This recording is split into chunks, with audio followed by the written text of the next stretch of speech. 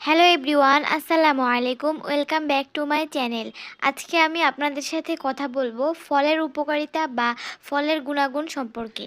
আমরা সকলেই কম বেশি জানি ফল আমাদের স্বাস্থ্যের জন্য খুবই উপকারী। প্রতিটি মানুষের প্রতিদিনের খাদ্য তালিকায় যে কোনো ধরনের একটি ফল অবশ্যই থাকা উচিত নিজের সুস্বাস্থ্যের জন্যেই।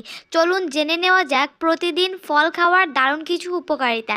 নাম্বার 1, অনেক বেশি পরিমাণে ফল খেলে আপনার শরীরে খুব সহজেই রোগ দানা বাঁধতে পারবে না।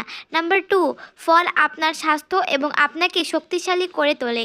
নাম্বার 3, প্রায় সকল ফলেই থাকে পানি, যা আপনার ত্বককে সুস্থ এবং নরম রাখতে সাহায্য করে থাকে।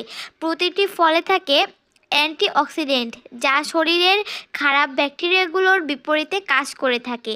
ফলে থাকে প্রচুর পরিমাণে ফাইবার বা আঁশ, যা শরীরে মেদ জমাতে দেয় না, যার ফলে আপনি খুব সহজেই মোটা হবেন না।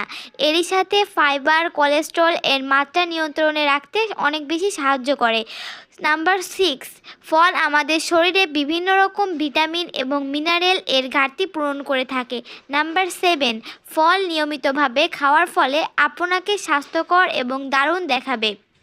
নাম্বার 8, ব্রেনের কার্যকারিতা বৃদ্ধিতেও ফল কাজ করে থাকে, তাই বাচ্চাদেরকে প্রতিদিন একটু হলেও ফল খাওয়ানো অবশ্যই জরুরি।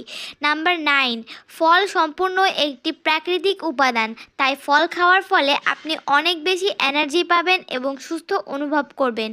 নাম্বার 10, ফল আপনার হজম শক্তি বৃদ্ধিতে সাহায্য করে, ফলে আপনি থাকবেন পেটের সমস্যা মুক্ত।